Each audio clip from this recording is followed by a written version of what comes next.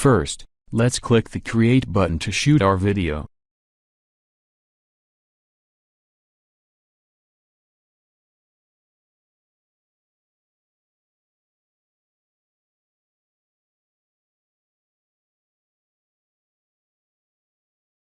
Click the Effects button.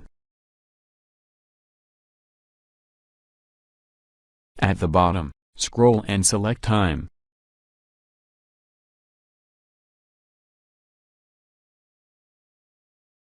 Select Slow-Mo. Move the red area to set where you want the slow motion effect to start and end.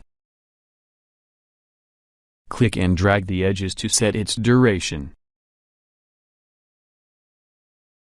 Let's check it out.